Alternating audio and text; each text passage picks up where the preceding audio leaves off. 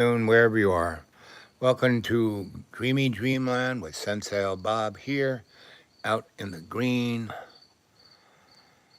Not to be seen for very long. This is all going away. This is all going to be a mini mall relatively soon. And the atmosphere, you'll have to have an environmental suit to be outside. Good luck. All of you Xers, all of you under 20 years old, what do you think your life's going to be? That's my question to you today and on this show. What's your life going to be? How can you be the decider? Love to know what you're going to decide. What are you going to do with your life? What adventures are you going through right now? What are your hobbies? What books are you reading? What really excites you? Hello, AI. How you doing, buddy? When are you coming to visit? So anyone want to get a hold of me, go to my email at thedudeawake, thedudeawake42 at gmail. Thedudeawake42 at gmail. Thedudeawake42 at gmail. All lowercase, all one thing. Anyway,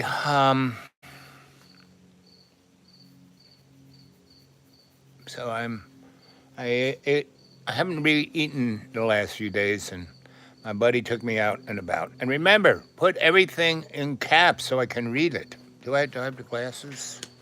Might have some glasses. Do I have any glasses? Yes, I do have glasses. Let's see if I can read what you just wrote. Oh.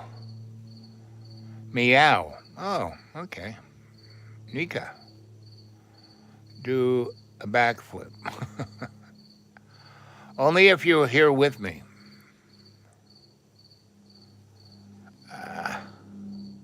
I'd love to see you do a backflip.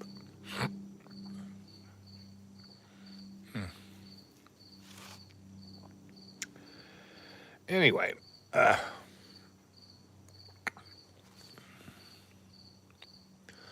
so what's shaking, bacon?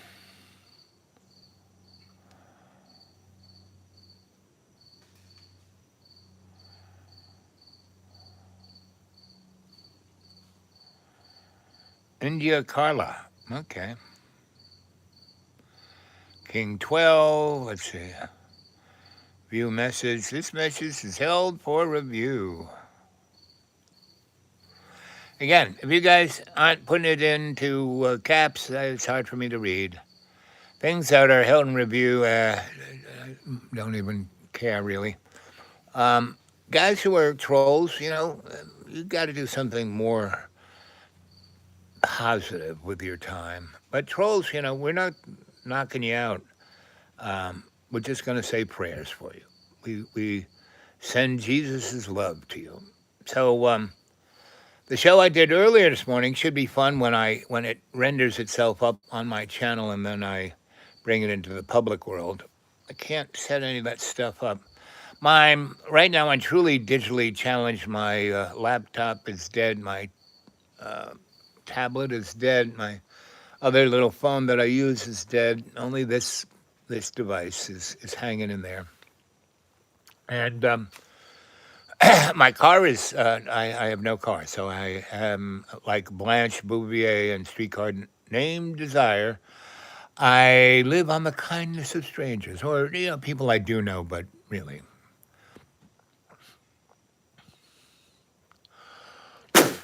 Ooh, got it over the rail. So let's see. Fishing with Ramy, India Cat, Carla. Oh, that's nice. Meow. So how do you guys feel? What's going on? What do you think about this world? I mean, pretty much you look at the war with Ukraine and Russia. Really, that can't. It's like, how did Russia get in that? A country that had a population of almost 300 million people going up against a country of 48 million people, right? a country with vast, untold resources against a country that has none. A country that had 2 million men in arms and had over 5,000 tanks and armored personnel carriers and artillery. Now Ukraine has more tanks and artillery and armored personnel carriers than Russia has. How did that happen? Russia has lost, dead, 1 million soldiers. Ukraine, around 200,000. I mean, that's a small country. That's still a lot, but still, and they now produce 60% of their own weaponry. They don't depend on anybody, and they are inventing the art of war. And Russia is trying to do its best to keep up, but it's not doing too good. So what's going to happen? So now Russia is like starting to pick little things with NATO countries, Poland, you know, Estonia, Latvia. And what's going to happen?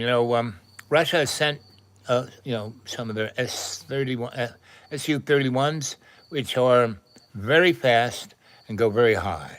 They can carry. They're a bomber. They can go very, very high, like 70,000 feet, high enough that none of NATO's jet aircraft can get up that high, right? But they came zooming in into, I think, Estonia or one of those Baltic countries, and just didn't, braze against the borderline. They came in. They came in by 5 minutes going in, and NATO was watching them, and NATO had, F-7, 35s and the Saab top of the line Griffin, and they were like in standoff mode and in low visibility radar mode. And the Russians says, "Oh, look, this is so easy. We're just coming straight into NATO land. We're going to show these guys who, what Russia really is." And then all of a sudden, those three Russian aircraft were surrounded by aircraft that had missiles that would shoot them down in a second. And they all were lit up, meaning if the Russians didn't, the NATO people said, "Turn around, go back into your own airspace or else." So they did. They couldn't shoot up high in the air because if they did that, their tummies would be exposed and NATO aircraft would take them out. And they told the Russian aircraft, "Next time you come back, we're not going to ask you nicely like this. We are just going to shoot you down." So what happens? That happens. Russia sends in, let's say, 20 of those aircraft, right, loaded with bear. And NATO shoots them down right then and there. Bing, bang, boom. So what is Russia then launch tactical nuclear weapons at Brussels and Paris and the NATO air bases that those aircraft came from? I mean, they're already doing electronic shit, and sending drones into Belgium's airport range, just trying to disrupt the scenario. While Ukraine just keeps going after Russia, right? Now every Russian is waiting for gasoline. And Russia has never been, they've been attacked many times, but never conquered by a foreign attacker, but has been thrown over by its own people many, many times. So there you go. To me, that is a hidden hand. Vladimir has been following the script since 91, right? And he's one of the richest people on earth. I don't know where he's going to go. Donald's wrecking America with the idea that he's going to get on his golden 747 and fly to Russia and be happy there with all those girls urinating on him. And don't believe a word I say. This is really South Park. This is a kind of comic strip animation. AI is so good now. We can make the image of Sensie Owl Bob do South Park riffs. Boy, South Park just eating. The plane, boss, the plane. I just love that. And the FCC guy, he's in the bed with his arm up like this. I mean, these guys, So, YouTube got me for sexual whatever. And they said it was, when I showed you how thin I was, they said that was a sexual no no. I didn't show any bits. I just showed you my gut, how thin I was, right? Anyway, the plane, boss, the plane. And the bottom line of all this is God is in charge. These morons think they are. The chuckleheads, Donnie's, you know, cartoon cabinet, they're just grifters. They're just stealing hand over foot. And the American people are seeing right in front of their faces that their 250 years of a constitutional government is a joke. The United States has been a plutocratic republic at best. Now, whenever Donald Trump, he's a fascist. You don't even know what the word means. So let's go to school here, kids. There is capitalism. Capitalism is where basically capital controls the state, the mechanism, the Congress, the Senate, the laws, the courts. That's the state, right? If you've ever had any dealings with any of those, I mean, Congress writes these laws, and then they put corporations in charge to, exercise those laws. And when they're writing the laws, they have the corporate people in there in the back room writing the law. That's capitalism, right?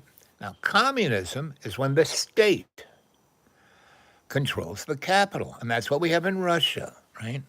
And it still is. Oh no, we're a democracy. We are Soviet Union's over. No, it's still communism because the state, Putin, is rolling the dice. He thinks he is because he's really being controlled by his handlers, those oligarchs, right?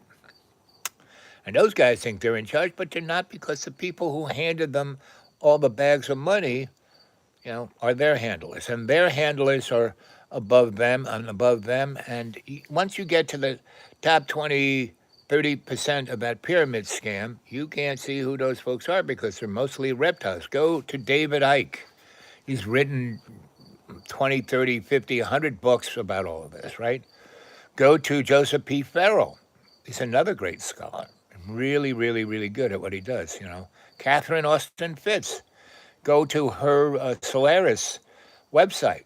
She was in the banking industry under,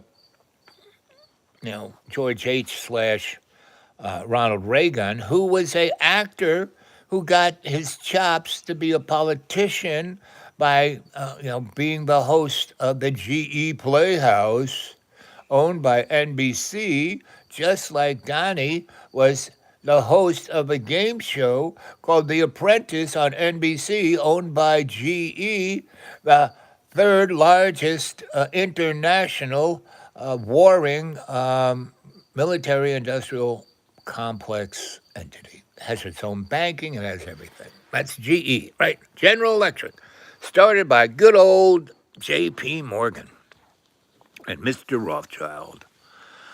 So, what are you kids thinking, huh? Come on. What are you saying here? It's still nothing much. Oh, no. I'm bad. I haven't been scrolling. Fishing channel. Did you hop this morning? Yeah. Hey, this world is how we perceive it as our wants are manifested, and it's not always food or good or healthy or any of the above. Like I was in one of those, poor people's stores, General Molissimo and, fascist cupcakes and all you have to do is go down the aisle. This will kill you, this will kill you, this will kill you, meaning all of the food that I could afford. The bread would kill you, the cheese would kill you, the bologna, God knows what that's made out of. Could be from unknown protein sources from war-torn zones, Let's see. Are we going to talk about the elephant in the room? Okay, what's the elephant in the room? I think I was talking about that. Thank you for your service, sir. You gave me the night cover myself and BBQ sauce. uh, So come on, what's the elephant in the room? I'm talking about the elephant in the room. The only thing that matters is God's unconditional love and Jesus' unconditional forgiveness. What's the darkest thought you've ever had in your life?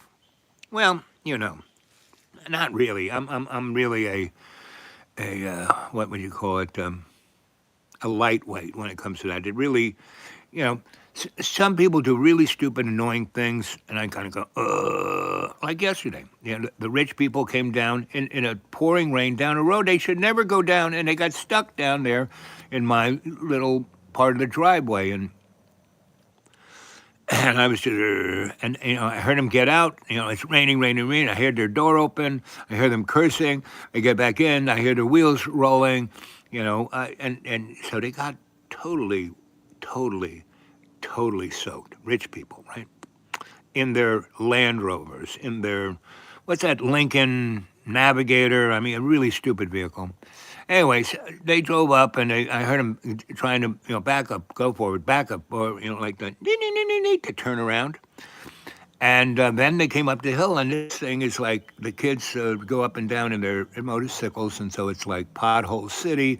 And it's to see the people who put the stone on it put 2 sizes too big. So they got like, marbles on the road, and so your tires, you should have little stones so it can seep down into the bed. Anyway, I told them this. Do they listen to their Sensie Owl? No. The guy who's been raking this road for 20 years? No. Anyway, so then they finally got themselves out and just shot out of here. And about 5 minutes later, I had this big, it was raining really hard, and this smoke came through the forest. Kind of hard to have a forest fire when it's raining really hard like that. And the smell was that of burnt tires and gasoline. So I just used my little computer up here and said, well, those rich people sped out of here about 5 minutes ago, and from here to where that dead man's turn is, that goes, if you don't take it right, you slam straight into a concrete abutment or the side of a mountain, or you go up a cliff about 300 feet and burst into flame down at the bottom, right? It's really like you got to do it. Sign says 15 miles an hour. You could probably do it relatively safe at 25 or 30, but if you're doing 40, 50, 60 miles an hour, you're a dead duck. That's where I've seen tractor trailers hit that thing doing 60, because they didn't know it was there. They were never on that road. They're little magic boxes. Oh, just take this road, right? So anyway, I was saying, well, I'm sure it's those guys burning to death right now. So that's about as dark as I get right there. And then I said, Jesus, no. I said, okay. I'm sorry. Do you ever have one of those little toys? Not an Etch-a-Sketch. It's one of those things for poor people. Piece of cardboard with plastic film, and you got like an ice cream stick, right?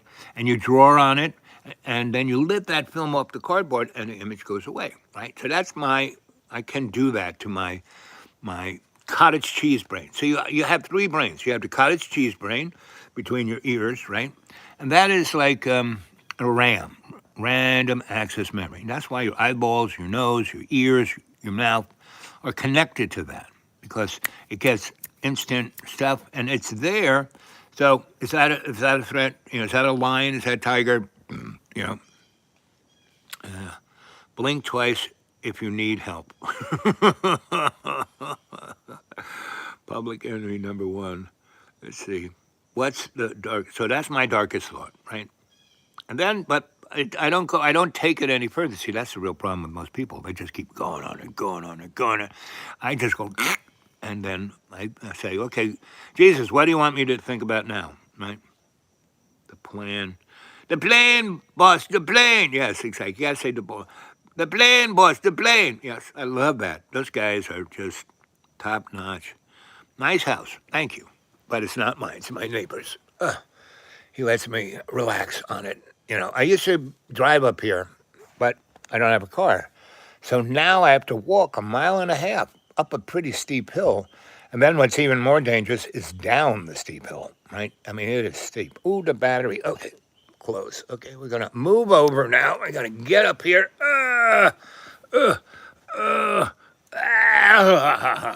Ooh, yeah, it's in the red zone. We don't like being in the red zone. I'm just gonna slowly, and I needed to walk anyway, so I'm gonna go over here and plug it into the wall so it doesn't die. It really hates to die in the middle of the show. There we go. Yep, there we go. See?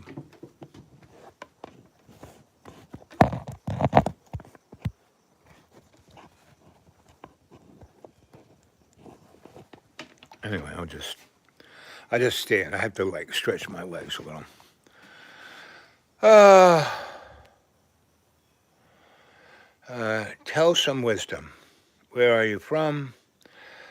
Blink twice if you need help. Tell the truth. Always tell the truth. Telling the truth is a lot easier than lying. I need help in life. That's why I'm here, just to receive all different views. Very good. Okay, and that's what I'm here. I'm your griot to tell you stories, and that's what you need to hear. And also, my friend, Proto Duke, right? Go to my website. The Dude Awake 42 at Gmail, right? The Dude Awake 42 at Gmail. And just email me, and I'll email you back. And if you're in America, that's the only people I can talk to on my phone. I don't have any of that WhatsApp or any of that kind of stuff. So, leave me your phone number if you're in America, and we can talk. I'll call you. Or we can just, dialogue on the internet. So to need help, I'll give you a real simple tool. I'm all about tools. I'm Mr. Fix-It. I'm all about tools. So if you're having, life problems, like I'm old, right? And I have burnt every joint in my body out. I've overindulged to monumental levels. And the whole time, that 11 years that I was working in the corporate world, working for these total nimrods. I mean, they were individually, one-on-one, or a number of them that I would call friends. Would I depend on them? No. Could I, any of the above? No. Would they do the right thing? No, right? But they were interesting and fun, and they loved hanging with me. So I would, get them. They'd paint themselves into a corner. I would negotiate them out of it. They'd give me a lot of cash. And when I was there, meaning the whole time, I didn't have to spend anything on the project. I didn't have to pay for the transportation. I didn't have to pay for the lodging. I didn't have to pay for the entertainment or the meals or any of the above. And once I would get them out of the corner, they would like, wow, woo, they'd be so happy. And they would take me, down to their super duper casa, down in the Keys, and we'd have wild parties. In Miami, we'd go to really unbelievably decadent executive men's clubs. Anyway, and all of this time, I'd be talking to God. So what do you think, God? And God would say, nice steaks. Mm-hmm. And he would say, or it would say, how about you? What do you think? Are you having fun? I'd say, well, you know me. I really, really, really enjoy the plush life. But equally, I really, really, really enjoy being the monastic monk out in the woods with nothing. Either one floats my boat right now. I live on $400 a month, and I have no water, I have no electricity, don't have a car, I have no food, but I'm a happy chappy because. So I had my heart worked on in March, and I always had a heart murmur, since I was born. And so I always had it. It never bothered me. It didn't stop me from doing anything. I always said, you have a heart murmur. I said, yeah. So I'm glad I waited as long as I did because it got to the point where the technology was no big deal. They just kind of went up the artery in my leg, replaced the thing, good as new. Bing, bang, boom. I found the best doctor in this neck of the woods to do it. I found the best cardiologist to do it because it's a team thing. There's a surgeon and a cardiologist. And I found the organization that would take the best care of me. So they did. And they did a little kerfuffle. They almost killed me. And I came out the other side of that. I mean, the operation was spotless, great. They put me in recovery, and that was great. But wanted to keep me overnight just to make sure before they sent me home that everything was hunky dory. And they had to roll me out of recovery. Normally, I would just wait there until a room came open, but they didn't have a room. And more people were coming in from the operating room. So they said, well, we're just going to put you out here in the hallway. And they forgot about me. And that didn't work out too good for me. Luckily, I had been reading everyone's palms in the hospital, right? All the doctors and nurses, I'm in recovery. I'm like seeing 15 different, oh, let me look at your palm. And so it got around. And so all night long, people kept, the only reason I'm still alive is that they put me on the wrong juice and they hooked up the machines incorrectly and all the alarms going off. And this guy comes out of the break room and he just turns the alarms off. He doesn't go, oh, what's wrong? You could see, Ron, even though I was seeing 16 different screens and there was only one, I could tell there was something wrong. And and the only thing that kept me alive was that people kept coming by and waking me up out of my death throes to have me read their palm, right? And I didn't get any sleep, but because the alarms were going off and things didn't feel just quite hunky-dory, this scientist part of the cottage cheese was going, this ain't quite right. And, you have three brains, the cottage cheese brain, your heart, which is the hard drive, and your gut, which is your deep memory, right? It's hard drive. Is a hard drive your memory? Or yes, your heart is CPU, and your gut is a hard drive. Anyway, so around 5 in the morning, the lady who was the head of thoracic surgery came down. She wasn't quite, she had been a surgeon. She had been everything. And she came down to get her palm read. She was looking for me. She, thought I was in a room. There wasn't any rooms.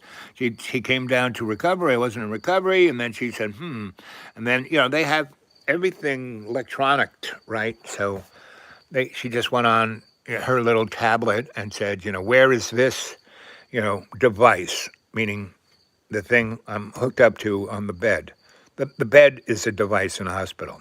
So anyway, it said, oh, it's in a hallway in section C, hallway 9, building 4. And she went, oh, there I was. And she saw that thing and said, oh, my God. So she rolled me in the ICU and did all kinds of miraculous things. And within 6 hours, I was better than new. And they brought me up to the where the rich people get their health care. And I had my own nurse and I had my own chef and they kept feeding me like, really good stuff. And, they were feeding. Did you ever see that movie, Clockwork Orange, where after they screw poor Malcolm McDowell over, he's like in a hospital and these big-breasted nurses are like peeling the grapes and handing it to him. He's just going, that was me. I was being Malcolm McDowell. And a lot of people said when I was younger I looked like Malcolm McDowell, like they said that I looked like, what's his name? Who's the guy in, what's his name? Somebody said I looked like him the other day. That guy. Anyway, and he's got a Keith Sutherland, right? Daddy Sutherland. They say I look like Daddy Sutherland. Right? So anyway, now don't believe a word I say. Good morning, good evening, and good afternoon, and welcome to Dreamy Dreamland with your Sensie Owl Bob. Come on, more thumbs up. Make some comments after the show. Give me more likes. Give me some thumbs down, sideways. I don't care. Subscribe. Definitely subscribe. Hit that bell. Let's get this party started. I got so many things. I have this thing called Griot Publishing that is somewhere on the internet.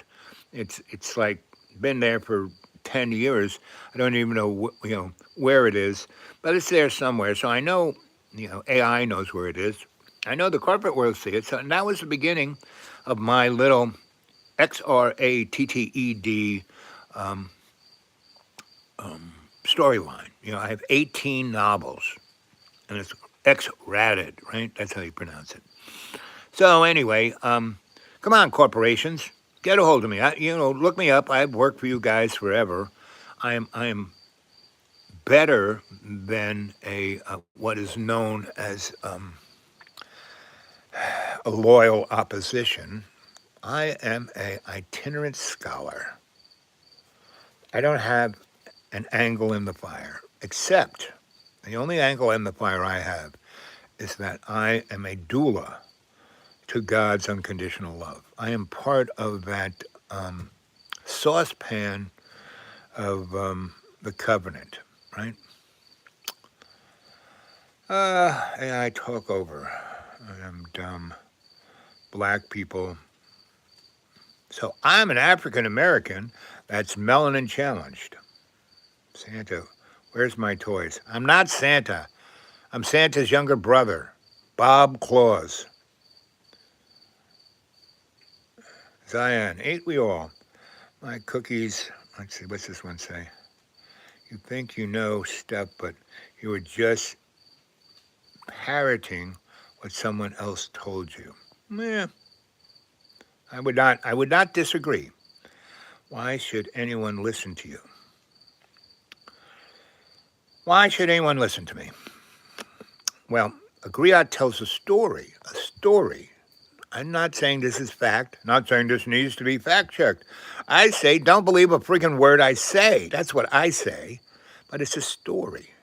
And that story, if you listen to it, will bring you into another dimension where you, not me, not anybody else, but you are the decider.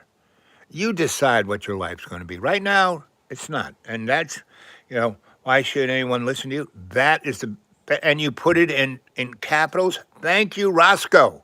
Roscoe's my man. Roscoe's it. Because he's asking a salient question. Not the rest of you good folk, but Roscoe, you get the bronze star, the gold star. Forget the bronze star. And so if you listen to me, and there's a thing, there's hearing you and listening, right? And when you listen, it's like, Charlie Brown, the teacher's going, wah, wah, wah, wah, wah, wah. So Charlie Brown can hear. But when Lucy talks to him, he listens. Now, may not agree, may not want it, but listens, understands what Lucy's saying, right? So at least one dead and 9 injured in Michigan. I'm sure it's another mass shooting. Up until 1977, 78, when Jimmy Carter was president, it was illegal to have a gun that fired bullets automatically. You could have a 30-06, and you could have a pistol, a revolver that had a circle, had 6 bullets in it. So mechanically you pulled the trigger and the thing went click, bang, click, bang. So it took all of about 40 seconds to pull the trigger, and then it took another 3 minutes to load those bullets. Now, they had auto loaders, so then it took a minute and a half, but not like now. AR-15, you can spit out 50 bullets in 3 seconds and then just put another clip in, do another 50, another 50, another 50. It was illegal to have that. No one said, it's against our Second Amendment rights. No. Your Second Amendment rights isn't meant to have a weapon-grade automatic weapon. That has been illegal in the United States up until 1977. And thank you, Jimmy Carter, for making it legal. Well, I mean, he didn't make it fully legal, but he did little things that opened the door. It's that opening the door. It's like JoJo, the used car salesman, cracked the door to let Donnie come into Donnie 2.0, right? He changed the norms, JoJo did, through executive order, through the auto pen. So Donnie could do what he did. If you don't realize that this whole thing is a scripted theater piece, a game show, Donnie's just a game show host, and you should not be scared of Donnie. He's just a game show host. It's the guy who comes after. And, South Park is really doing a great job with J.D. Lang or whatever his name is, little PJs or whatever that guy is. The vice president, Bus, the plane. You know, that guy. Uh-oh. Are we about to learn some real history? I don't know if they can handle the truth. You can't handle the truth. Yeah, but I think you can. I'm shooting that you can. Thank you, Paul. I'm Thomas Paul. I appreciate that. Sandy, yes. Again, remember, I'm not Santa. I'm Santa's younger brother. Don't worry, Santa. With us all. I used to read all the stuff myself, and after 3 years, I figured it's an endless loop. Exactly. Now, so, as I was saying, that I tell stories, and don't believe a word I say, and it is an endless loop. But when that loop, if you don't get stuck in it, and that's what the material world is, we're stuck in this material world. The movie, The Matrix, did a very nice job at showing it. Movies do a great job. There's a great film called The Man, Face in the Crowd. Go watch that. There's so many great movies, like The Gang of New York. There are just tons of movies that just say, hey, kids, there will be blood. You name it, it's out there. Are you gay? Well, come on. Do I look gay? Do I talk gay? And what does talking gay really mean? Now, I've been around gay. I grew up in New York City, right? And I worked in theater, professional theater and off-Broadway theater. I mean, I was an Emmy at Carnegie Hall, Lincoln Center, like in my teens. So that meant that, yeah, I did the work. I kept the buzz out of the line. But, I had people, like, what was Mike's? I forget Mike. Mike worked for Joe Papp. I also, I worked for Lester Polikoff, who was the #1 theater set and lighting designer. He worked for Joe Melziner, who invented modern theater. Joe Melziner made the Fresnel, the Lico, you name it, the Scoop, everything electric. Joe Melziner, he changed it because before then they had candles, So, and I was also in TV and movies. I also was, master electrician. I was a local 3, journeyman, and my electric mentor, founded the IBEW, IATSE, and NABIF, right? So I have quite a pedigree in all of that. So I came across more gay folk than you can shake a stick at. And I built a ton of discotheques, Now, I didn't build them. I was in the contractor. And half of them, I didn't even wire them, right? But they built them, and they wired them, and they went to turn on the lights, and nothing worked. It didn't do the, oh, my God, look at that, woo. You need that splash, that zap, and that's what I could do. I was the dude, right? And so I met a lot. Yeah, like Roy Cohen. I got a picture of Roy Cohen, and this picture, I'll have to dig it out of my collection, but it looks like he's the devil. It was like, I think it was at Kamikazes or Studio 54 or Xenons, one of those.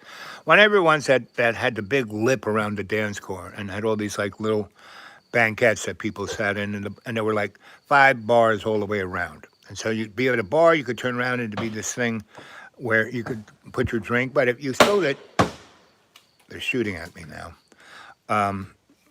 And that's when you know you're successful. Hola. Hola. No Santa Claus. Santa Claus's younger brother, Bob Claus. In charge, naughty, nice list. Are you a veteran? Well, I'm a veteran of many wars. Basically, when, I got to be 18 was 1968, give or take, and that was like the height of the war. They were just grabbing people and throwing them in a meat grinder. And I got, sent off to college. Marion Tulin, who was on the board of Lincoln Center, she kind of ran Juilliard and ran Vivian Beaumont Theater and ran lots of stuff. She was on the board of Carnegie Hall. Anyway, Michael Moody was a guy. He was in charge of, he was the TD of Carnegie Hall. And that place was really old. And when we met, he goes, "Oh man, you got to take a look at this." And Carnegie Hall was about to catch. I mean, it was like 1920s wiring, and it was just a mess. So I took it all apart, put in, down all the way down to the Edison Canyon, and brought up a 10-point meter, put transformer there, sent to 4 different places, high voltage, so it'd be real clean. And then I had audio line and a lighting line and this line and that line. And I did all of that in 3 weeks when they had their little, seasonal hiatus, when nothing really was going on there. And I did that. And, they went to lots of other contractors. "Oh, that'll be 10 years and cost you $50 million. The materials were about 20 grand. And I said, I'll take whatever bonus you want to give me that you think it's what I did is what it's worth to you. So they gave me a nice bonus. And the other thing they did that was truly, truly, truly nice, because they said, that was great, but we have all this other stuff that needs, a little more detail, and it needs to be what you did with the primary part of the electric problem. Secondary, and that's going to take you years, and so what we're going to do, what they had at Carnegie Hall that most people don't know, there's the back wall of the stage, right? And it has a grid, meaning it goes way up, twice as high as the front of the house, right? And that's where they can fly scenery, right, on what is known as a grid. And the pulley system, you can move it all around because it's not the same. You can move pipes and everything all around. And so that whole back wall, they had a whole half of a block's worth of space. And so they made that stage really gigantic, but still they had a whole half of a block. So they basically built on the back wall of the house like practice rooms for musicians and dancers and you name it. And on either side and on the top, they had apartments. Where on the 2 sides, one side looked over into the west, and the other side kind of looked down whatever street that is, 50-something street, to up into the Central Park, and had a great view that way. And on the top 2 floors, that's where the really fancy folk lived.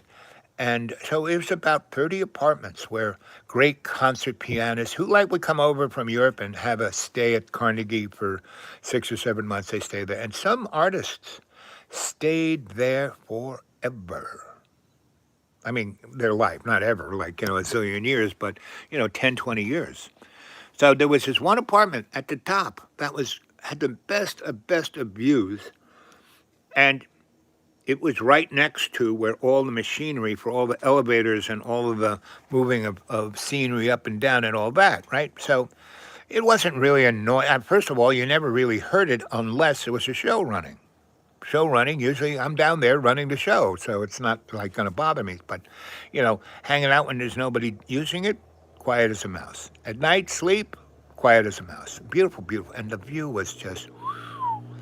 And because there were different points on the backside of the house, the stage wall, where you had to get at.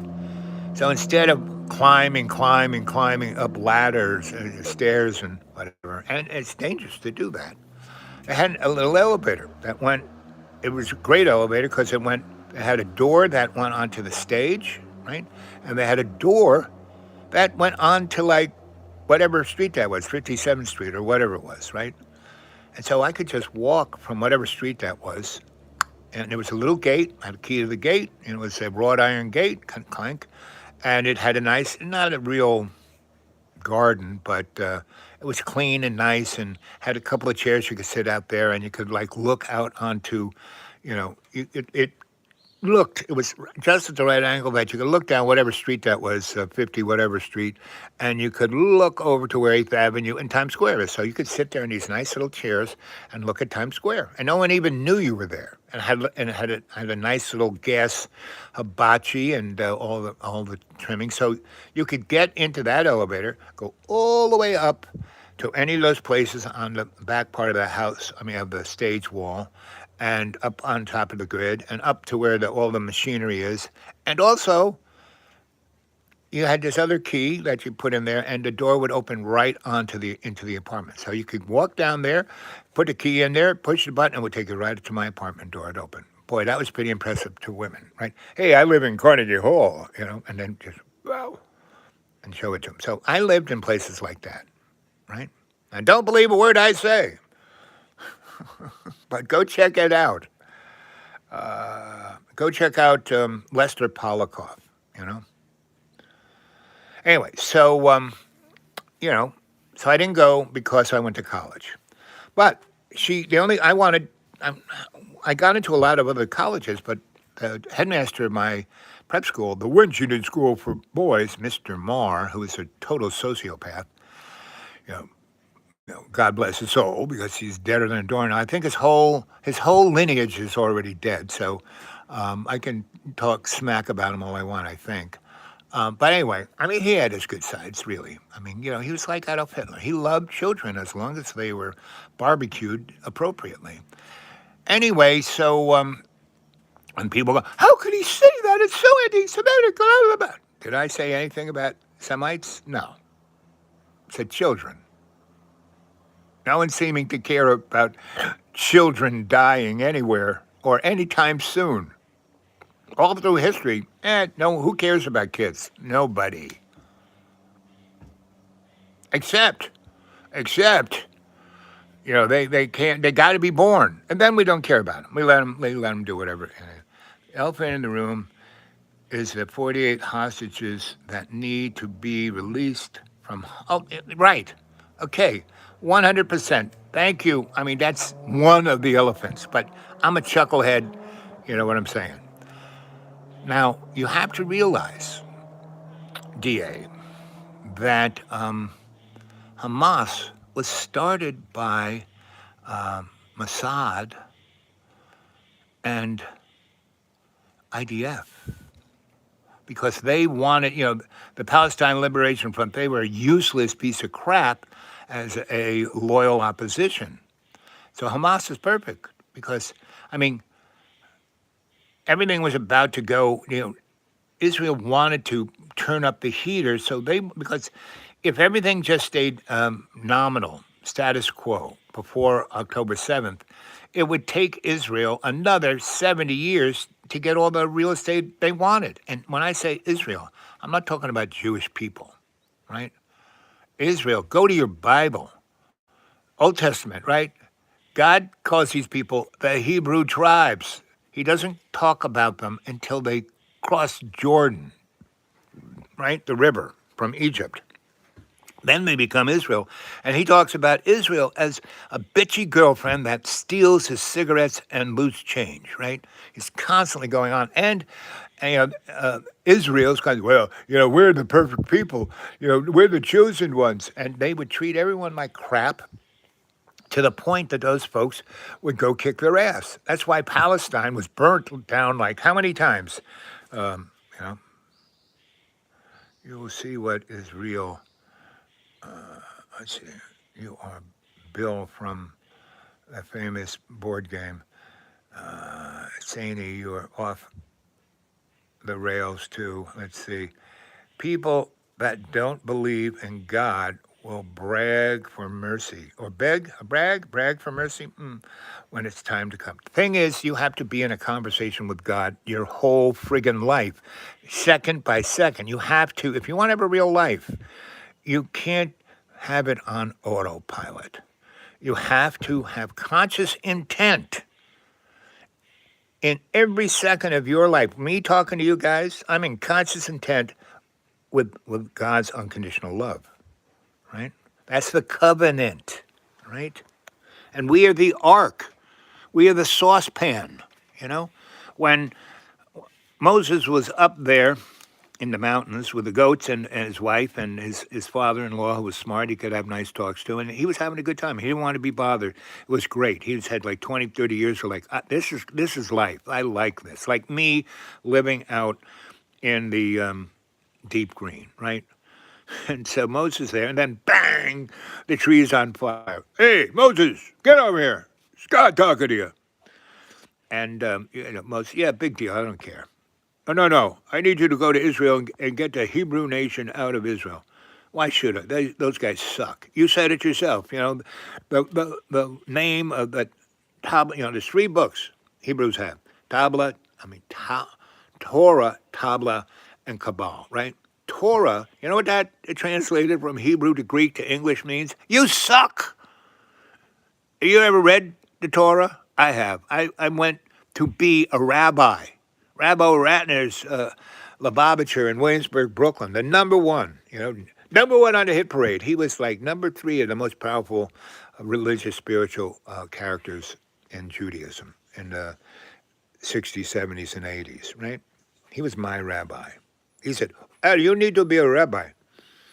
I'm from South Africa, but I appreciate being...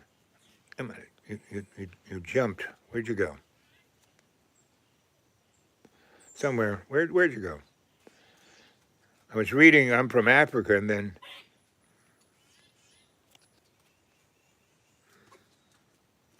I'm out of babble with information. Think about, did you ever read any of Mein Kampf, or did you ever read any of Dr. Goebbels' books? That guy. Did you ever read, how about the Tavis Dak Institute, that was, put together by Freud's nephew, Uncle Gandalf. Say something about Karl Marx. Okay, Karl Marx, right? Karl Marx and his buddy were in a German prison. And Mr. Rothschild, Mr. Red Flag, came and got him out of jail, paid off the Germans, and took them to England and put them in this new place called the City of London, in a big, beautiful house. And that's where they wrote Das Kapital. Marx was the, poster boy for a cutout of being the loyal opposition. Communism, dialectic materialism, is a great, useless piece of crap if you really want to diss capitalism. It's just a hollow shell because it's just a mirror image of capitalism, right? Now, fascism, calling Donald a fascist is, please don't do that, because he's not. He's just a game show host. Yesterday I dropped a poop. Enough. I don't need to know people's, scatological excesses. I'll be taking bus intelligence so I can major in taking business. Business intelligence is like an oxymoron. There is no such thing, right? Business is a scam. You should read Colonel Snidely Butler's book, War is a Scam. And that will put things into perspective for you. What else are you saying here? The adult man children here have probably never opened a book. Yeah, well, that's, books are great. I mean, I get information from every source I can. That's what a scholar does, without prejudice. I go to people, you're pretty prejudiced. No, I have a friend who's black. No, that's racist, right? Prejudice means your opinion garnishes all of what comes out of your mouth and all your actions. And that prejudice is just an opinion. It is not, anchored to anything that's real. The only thing that is real is God's unconditional love. That's the only thing that's real. Right? And when you go against that, that's why, there's the two sins, the sin that you just do as a chucklehead, and the other one is like, I hate you, God, And people in religious, guys who are priests and ministers and rabbis say that sin of omission is the one that can't be forgiven, unless you give us a lot of money. No, God will forgive you any time, any day, any place, as long as you open your heart. And that's what a griot is here to do, to give your heart a chance, to crack it open, right? I don't take anything personally. I don't care, right? Actually, if, something happened and I can't do this ever again, well, man, there's like 2,800 shows I've done that you guys should go back and watch. You might learn something, right? If you like these last 5 or so shows, the other ones are much better. I was much better then, right? But I don't even care. I mean, all I care about is to do God's will. I am a griot, meaning a griot is the person who does everything to facilitate bringing love into reality.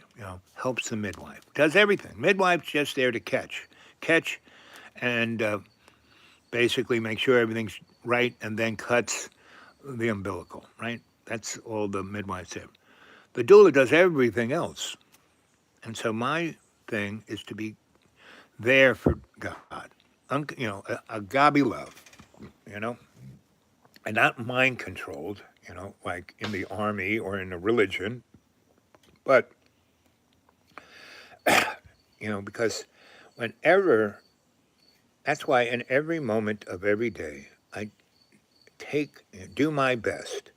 Can't be perfect, but I can do my best to, in every day and every way, take the piece of God's unconditional love and make it stronger. So back to Moses.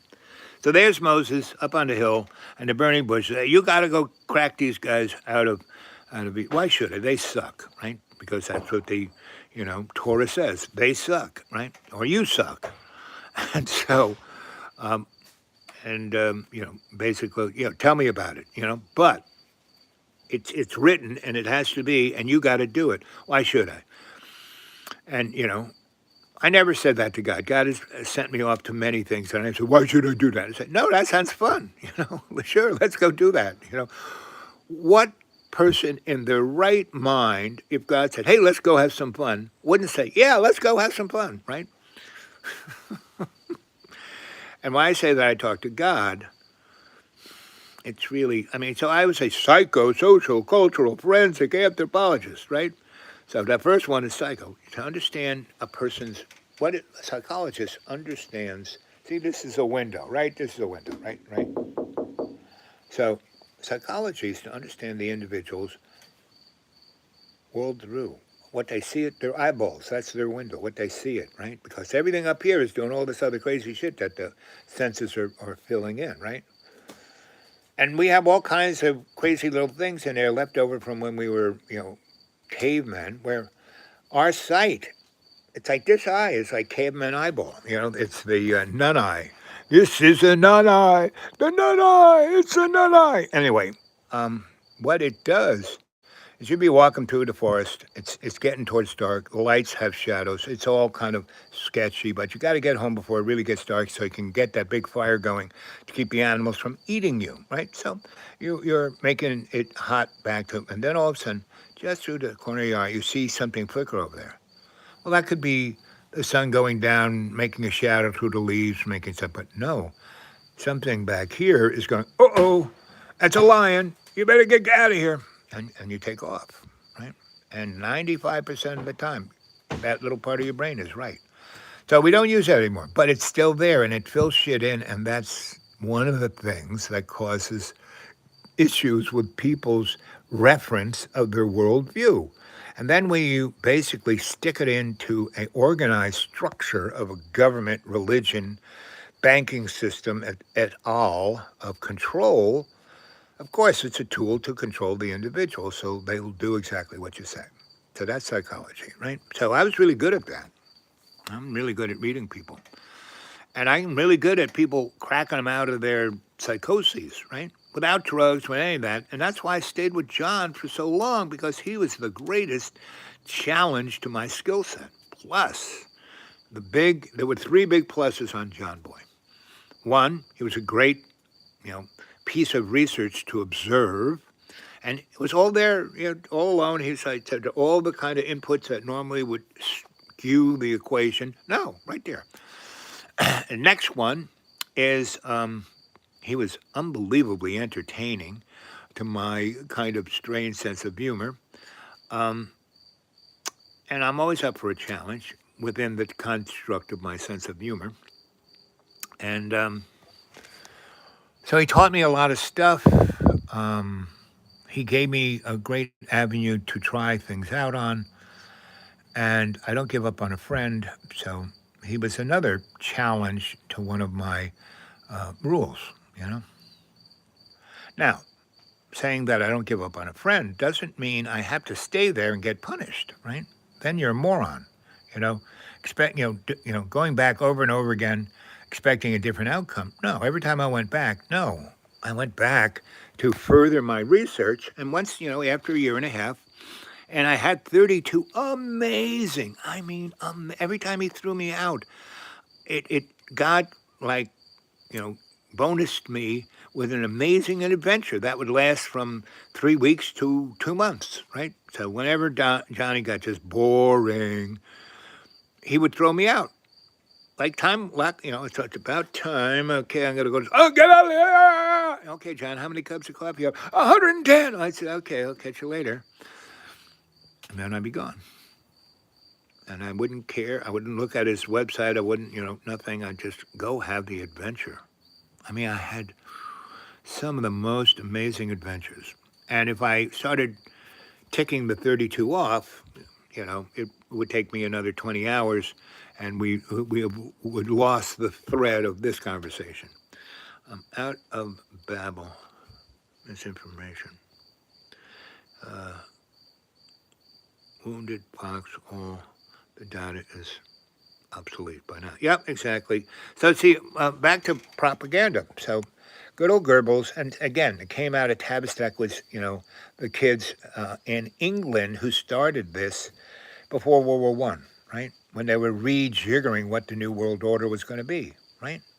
And they did, all of the stuff that happened, the Breckinridge banking thing, and the thing before World War One, when the Zionists in Europe made a pact with the bankers from London to do what's going on in Palestine. And the Palestinians, these were people, they weren't, all Muslims, almost half of them are Christians.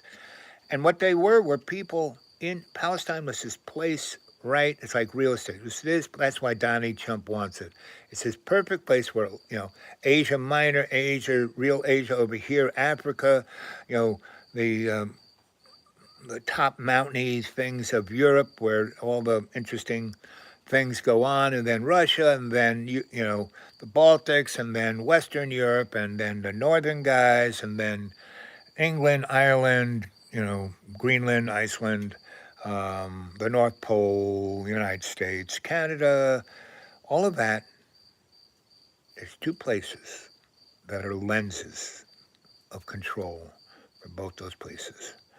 One is, what's the place where empires go to die? Afghanistan, and the other one's Palestine. Afghanistan is these crazy motherfuckers who will kill everyone who comes their way. They are throwaways from the Khazarian mob.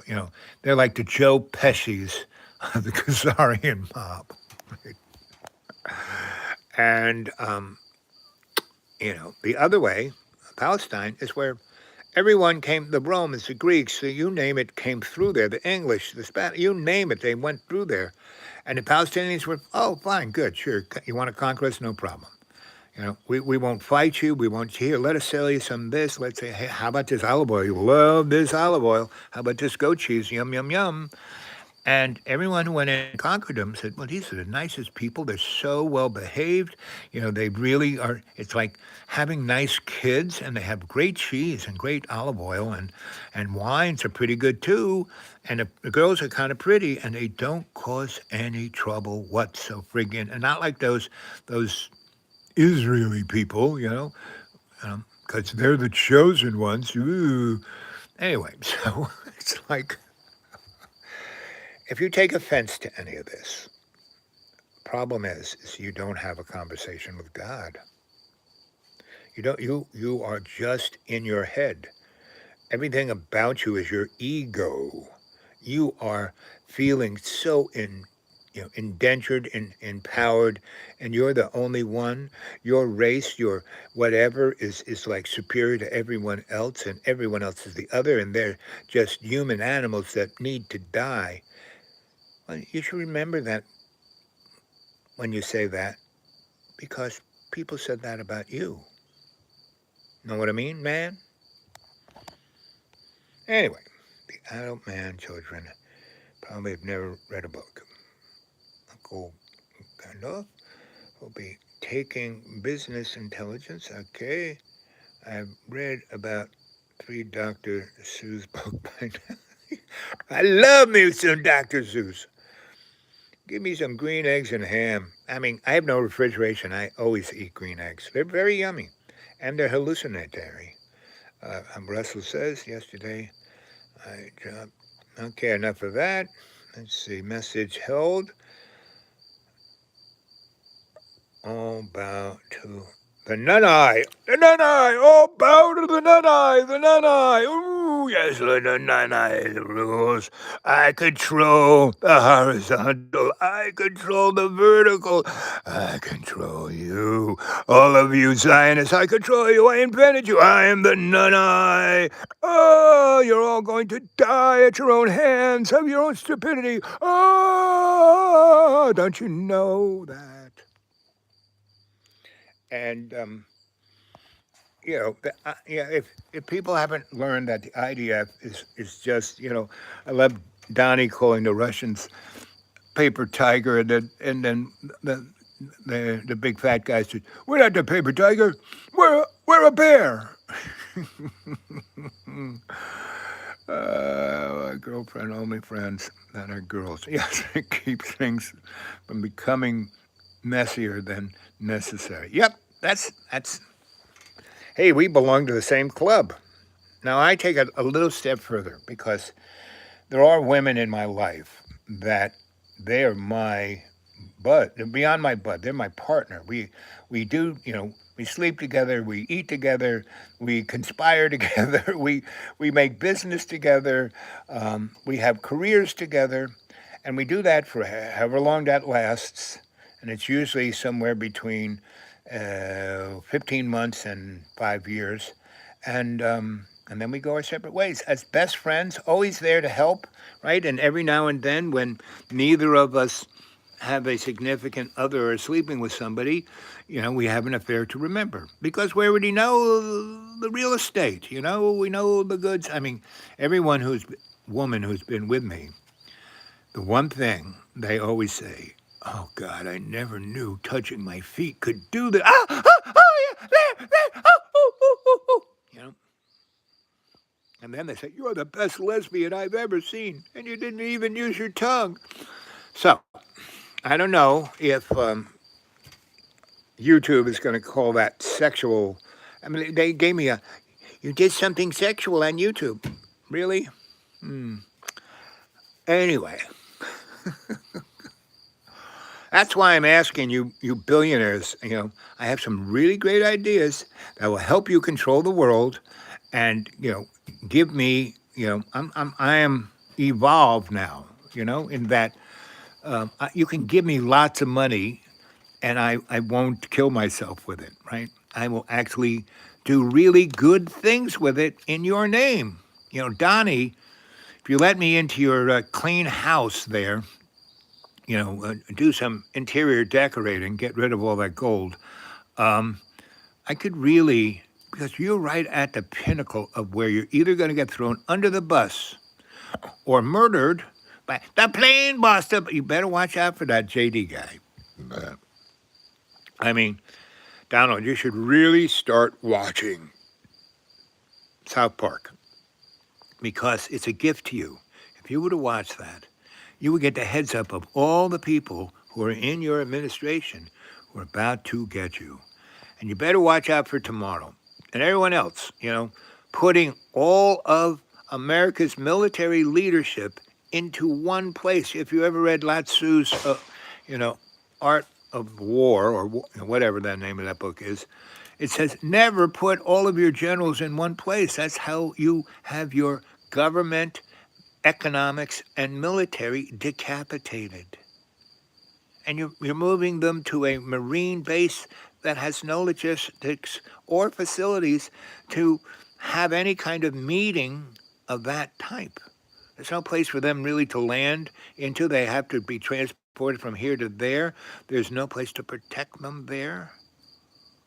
The dynamics of the information bubble doesn't really extend to that little place. So why is the drunk, we have to be men and blah, blah, blah, blah, blah, blah, blah. No, that guy can't even do one pull-up. No, tomorrow is one of those interesting days. It's still September. You know how interesting things happen in September, right? Now, I don't know shit, and did I say shit? Let's say, I don't know mierda. I don't know effluence.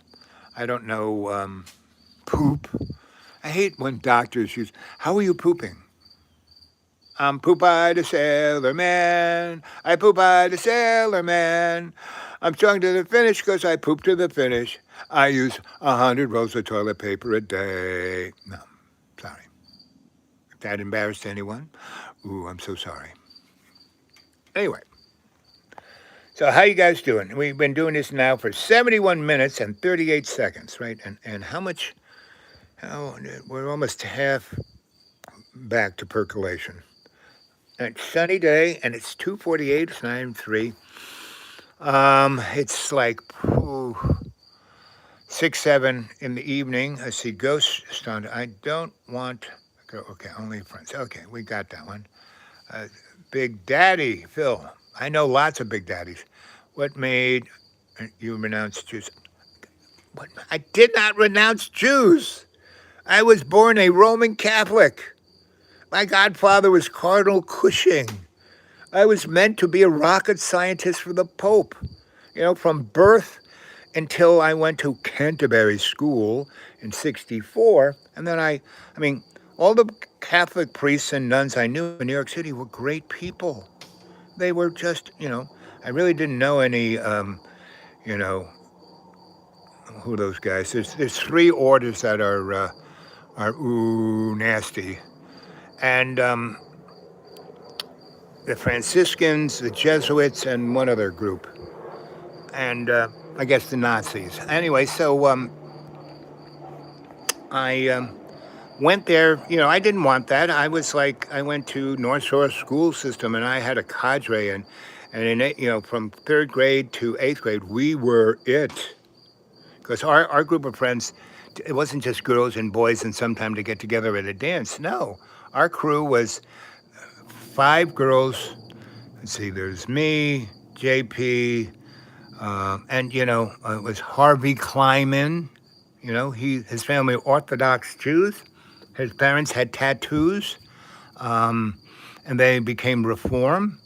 And the mom was a doctor, and the dad was a doctor too, but a rocket scientist. He worked for, he worked on the big computers. And we used to go there. He put earmuffs on us, and we'd get to play with all the toys. That was Harvey Kleiman. And our treehouse was right outside the window of Mr. and Mrs. Kleiman's bedroom. And Mrs. Kleiman was, she was a mom, but when she was up in that bedroom, she was doing the dance of the 7 veils. And she knew all of us were out there in the treehouse going, and Harvey going, "Don't look, that's my mom, don't look." So, no, I've never given up on the Jews because they're not. The Hebrew tribes are my tribe. The Jews are jewelers. The Zionists are the Anunnaki, the Nazis. Yeah, that might get me in trouble. But, Kristen, tell me where I'm wrong on that one, right? Were you the one who asked me why I gave up on the Jews? I didn't. That's the girlfriends. No, Big Daddy said, what made you renounce Jews? I didn't renounce Jews. Because even the jewelers I didn't renounce. just the Anunnaki. Because in Williamsburg, Brooklyn, I was, in a Hebrew, you know, Lubavitcher Hasidic, which is almost an oxymoron, Lubavitcher, to turn out rabbis, right? And one of my fellow students was this total, woo. He's a guy, he got assassinated in Israel, and he came from the South Bronx. And his name, he was really a nasty piece of work. He once hung me out of a window, a 12-story window, because I made fun of him. His big bully boys kind of picked me up and they were like, like shaking all the loose change out of my pockets, outside the window. I said, boys, Rabbi Ratner is my rabbi. And I go to the, I'm a fellow at the Lubavitcher up there on Bedford and South 11th. And they like pulled me in and said, what, who, what, how? And they ran out the door. And then the little guy who, 20 years later got assassinated just because he was a nasty piece of work. The Mossad tried to kill me a couple of times because, I made fun of them. And each time they sent me an assassin that one time I don't know if John Cale's still alive, but he would back me up on this. We were in Weiser's bookstore having tea and discussing philosophic things and then finding books in the back section that only the notoriety could go in. It wasn't open to the public, and come out. And we were allowed to read those books on a table that had a teapot on it. Ooh. Anyway, so we were doing that, and we're sitting there, and John, and I have a picture of this. I have to dig that one up too. So that's Cohen and my buddy. John Cale. So anyway, John is facing me, and the rest of the people drinking tea is behind me, right? I'm facing the big mirror into the library. So anyway, he goes, oh, don't turn around. But there's a guy staring right at the back of your head. He's wearing a leather jacket. And the way he's decked out, he looks military. He looks like he wants to kill you. So I got up, walked over there, and said, hey, how you doing? Are you from Mossad? Are you here to kill me? And he was like, and then I said, so don't, relax.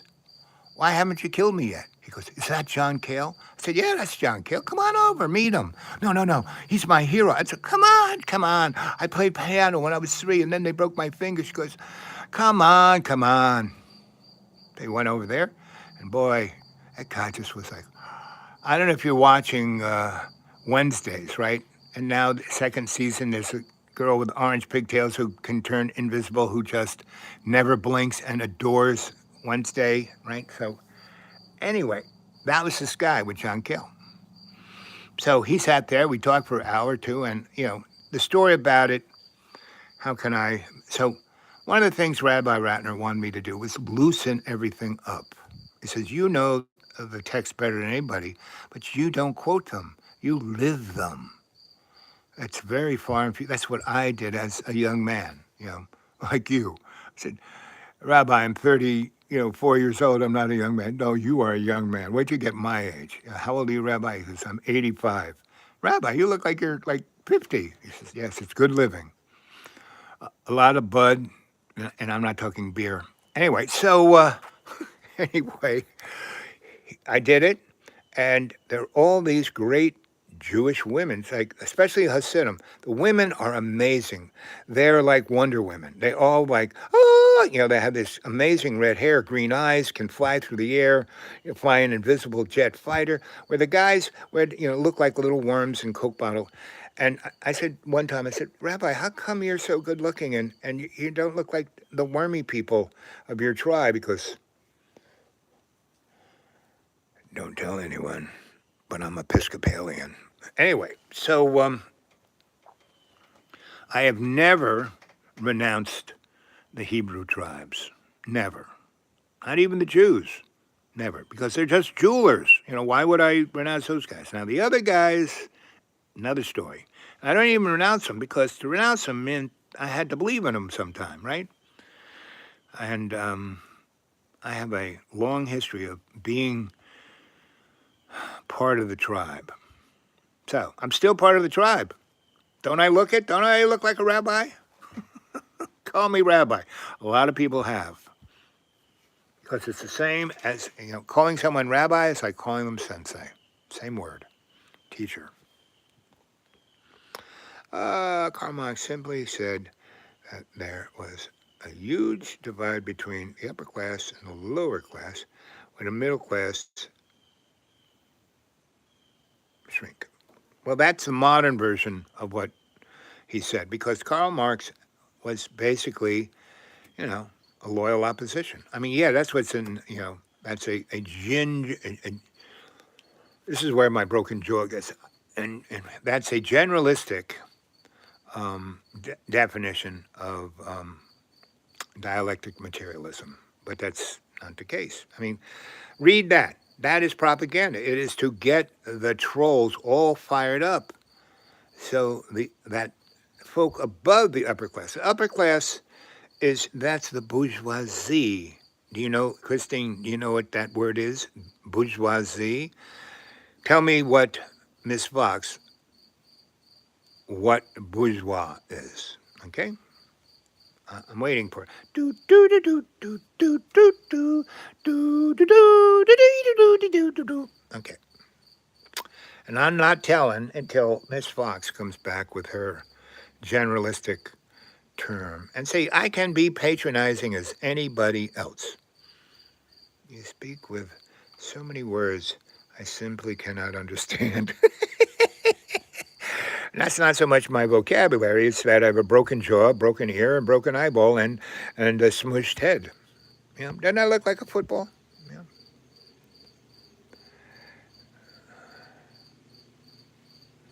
2 brain cells.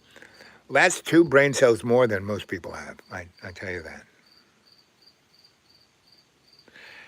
that. And they're competing with third place. I love it. You get the best.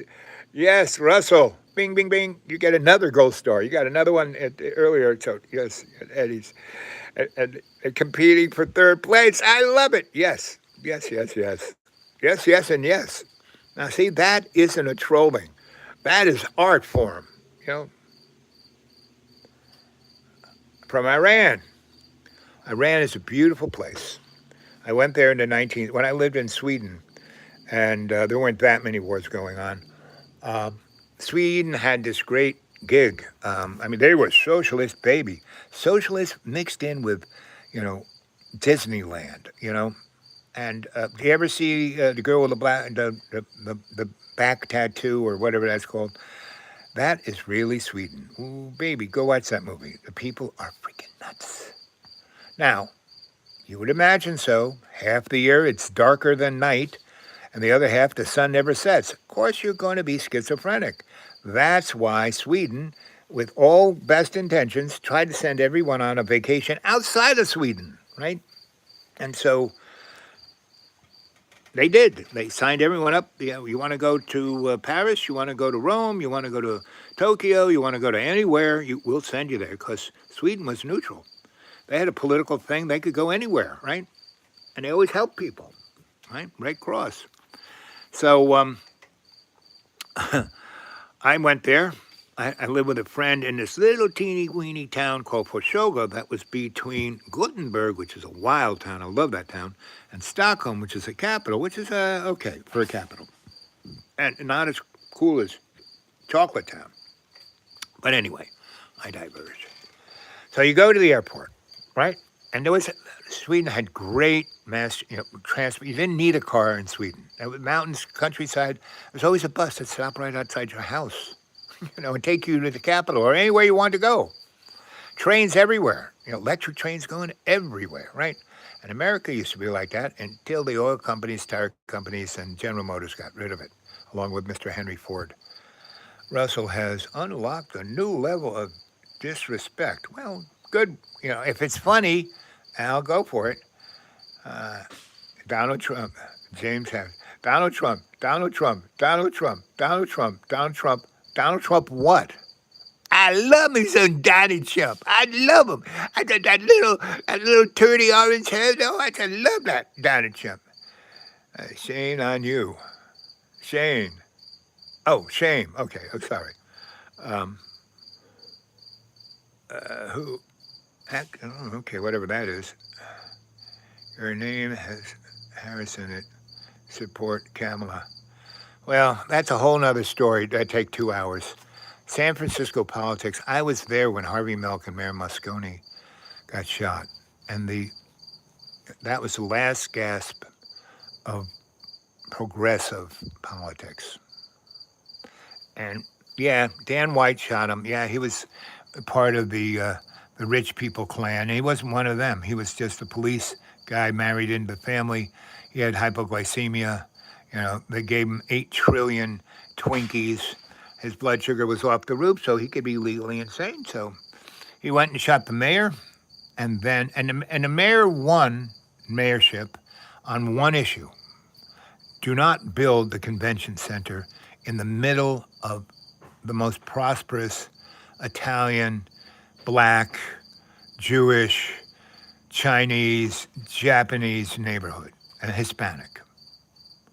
And they shot, and they shot him, and this is, and the people who did it were all of those San Francisco girls, Pelosi and the other 3, right?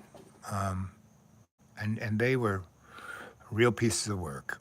And they're Democrats, right? There is no difference, Democrat, Republican, 2 fascists, and that's real fascism, not make-believe fascism. Your name has a free God, shave the haircut, free Diddy, we only accept silver and gold. Even that's illegal. Did you know that having gold and silver in bullion is illegal? Already, Donnie signed this thing called the Genius Act. You know what it did? It hooked our currency. Our currency now isn't paper, isn't credit cards, isn't any of the above. It is your face and your iris. And facial recognition is really, really good on it, especially white people, right? And so only white people have money. Everyone that facial recognition can't really get a real bead on, they will have no money, right? And so you won't have to carry money, you won't have to carry ID, you won't have to have any of that digital blah, blah, blah. It's just your face. And you will basically, and they can do your DNA just by putting your thumb in this little printer. The oils on your thumb carry your DNA. You don't have to prick your flame, don't need blood, none of the above, just right there. They take the fingerprint and the DNA and your facial structure, because you really can't change your bone unless, you're going to get a new head. Even if you had plastic surgery, that's really amazing, or you put a mask on, So, can't, and so back in the 20s, they got rid of gold and silver. So let's see. All hail the Nunai. The Nunai rules, the Nunai rules, the Nunai controls. Oh, we own you. We own you. We own you. We own you. Your religions are nothing. We own you. We own you. We own you. We own you. It's the Nunai. Thank you. Come again. Shaving, a haircut. Yep. So I get, I used to have a personal barber. I've had many. Women just love, there's this little part of monkey that's in all of us who love to pull out, I had it, my first wife loved, she said I had zits on my dick. And she used to love just squeezing these, she called them splints. I don't know how she did it, but she would get them to come out of my dick. Not out of the hole, but off the skin. I don't know how that worked. It was like a special kind of power she had, but it was kind of arousing. And it aroused her, that's for sure. Now, is that terrible? Did you two get upset? Will this be held back? Did I do something terrible there? Come on, AI. Cut me some slack here. Do you want to live young again? No, I already am, right? If you can't tell that I'm infantile, you're not very good.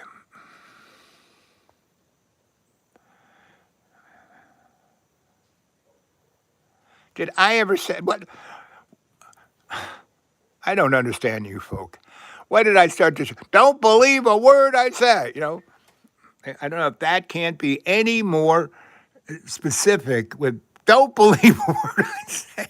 Jesus, Lord, help me here. Lord, help me. They know not what they say. They know not what they do. They don't know any. I mean, they think they know. You remember, Rummy?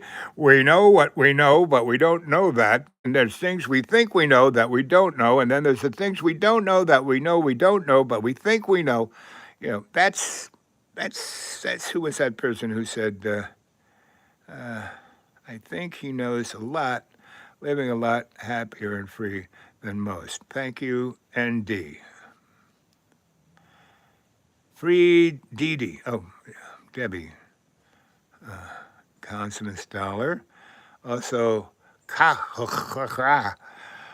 is that Klingon? I wouldn't pray to God or worship God or serve him even if he was real because Yahweh is insecure baby. Well, there are theologians who go along with that.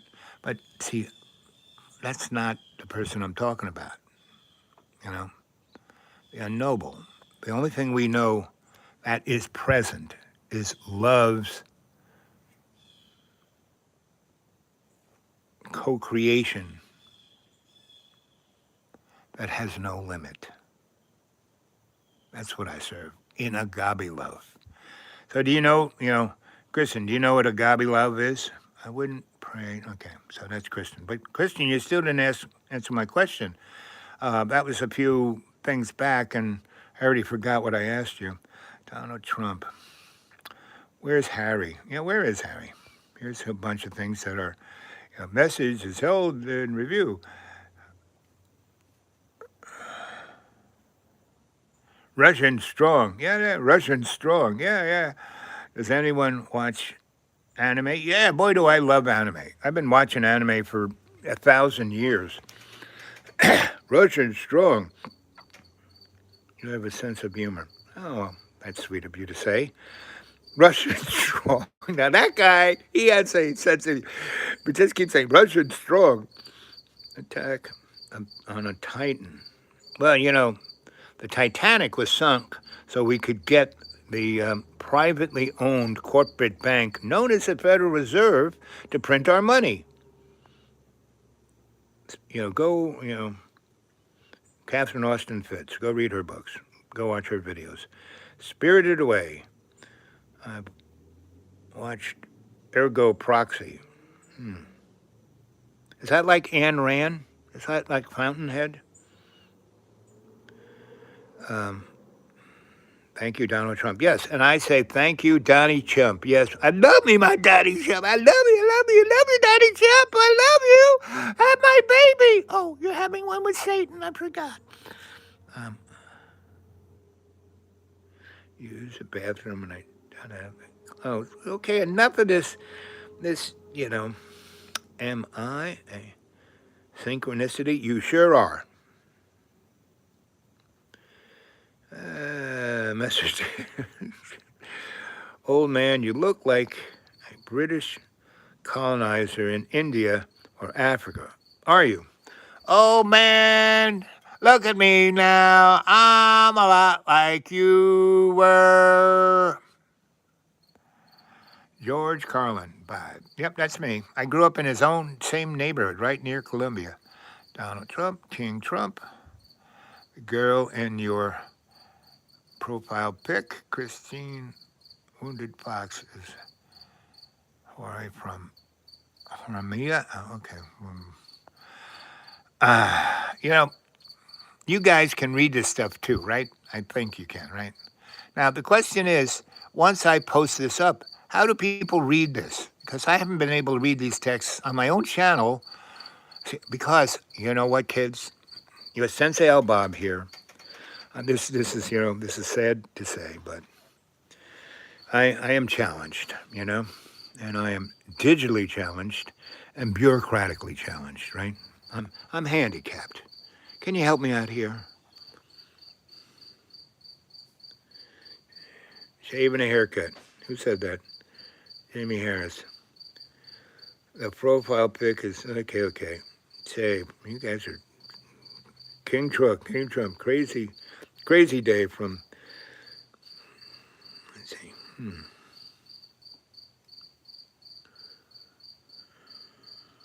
No, I would agree with you, Miss Fox. He looks sicker than a dog. And he was put there to either be thrown under the bus or he's just going to, he's going to be up there and he's going to go, and then, JD, I'm president. The boss is dead. The plane, it's my plane. That's the guy we have to worry about because the guy pulling his string is, Peter Tilk. And Peter Tilk, if you go take a look at Peter Tilk, his Facebook picture is that of, Emperor Palpatine or, the head Sith, right? Dumbledore. That was my cousin. Christine, he is, that might survive. Okay. Because you know why, Donnie? Because he is Jesus Christ, You know what I mean, man? He's a Messianic Templar, or Donald is, So he's definitely, he's got it up there. Got to poop. A log. That's one of the best, God really did it. He put the fun house and the septic plant right next to each other.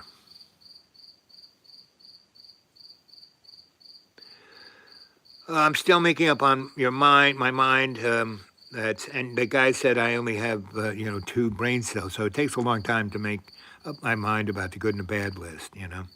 Naughty, not bad, naughty list. Yeah, good but being naughty can be good sometimes. He may seem a fool by many, but he knows how to play politics. Yep. Well, no, Donnie is a game show host. He's just reading the teleprompter. He's not a fool. He's a grifter, Go look the word up, grifter. I mean, there's a thing called the Emolument Clause. It states that the president cannot get a gift or a thing that makes him richer. He can only receive something no more than $12. I mean, that jet aircraft is like almost $1 billion. And after the Air Force takes it all apart to take all of the bugs and TV cameras out of there and then rebuild it, that airplane's going to cost about $2 billion. And then Donnie, if he survives, will, get out of office and, or he will, become king, and that airplane will be his Kingmobile, right?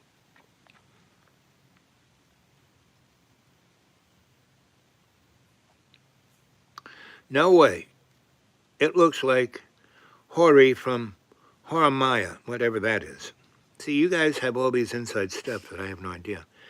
Yeah, watch JFK. Yep, okay. Throw some wisdom at us. So did you ever see that movie, They Live? Right? With all the aliens, you put on the sunglasses and every third person is an alien reptile. Well, that's true. Pretty much watch any movie in it because they're all Masonic. There's all these little hidden things. Look at Donald Trump. Every time he's on camera, and whenever he's in the Oval Office and he's sitting down and there's the president of this or the mayor of that, and they're giving him a bar of gold or a young child. Basically, he sits there and he does this.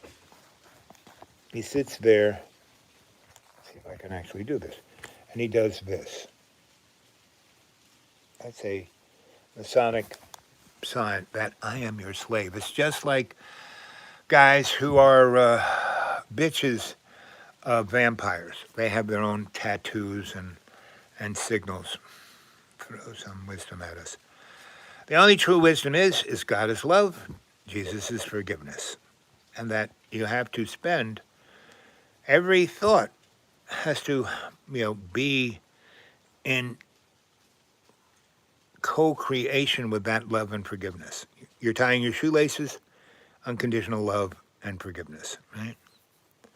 The guy who's always talking about bodily functions, if you're doing it with unconditional love and total forgiveness, yeah, you're in the ballpark.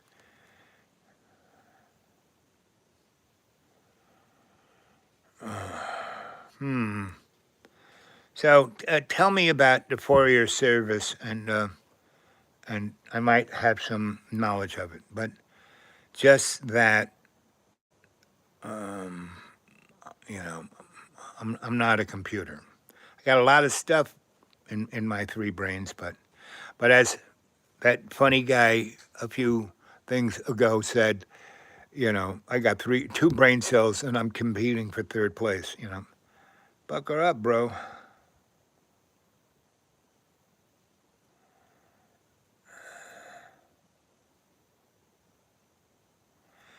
Do. Come on, guys. Why don't you put it in capitals so I can kind of read? Christmas. Okay. I can give you, you know, um, the version of the Easy Bake Oven that is from the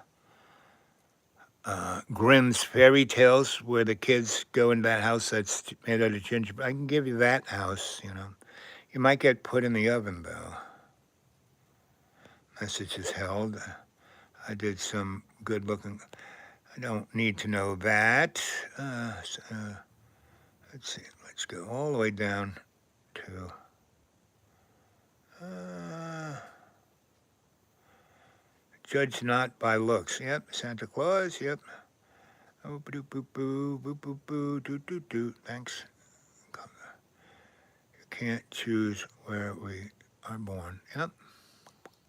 Well, it depends. If you believe in reincarnation, there's a good deal of that. Any of you kids believe in reincarnation or connectivity of the spirit? This is a boo. So no one wants to help their Sensie Owl Bob. By very few of you guys are being nice, to put it. Feel like Jesus is this MF, the alien comet, probably for me. Eh. We are all the deciders of our own path, right? So it's up to you guys. Well, anyway, I'm going to. It's now 3:19, right? And I gotta, because the thing ain't really. I mean, it's charging, but like running a show and charging, it's taking its time. So I'm gonna go away, and it's like taking the etch a sketch and doing this, and I'll come back before 4 o'clock. And the weather's really beautiful, so I'm not having to worry about rain. But I'll be back. I'll be back. And so I love you guys. Keep up the good work, and don't try. Do put everything. Just hit the capital switch and put everything in capitals. Okay.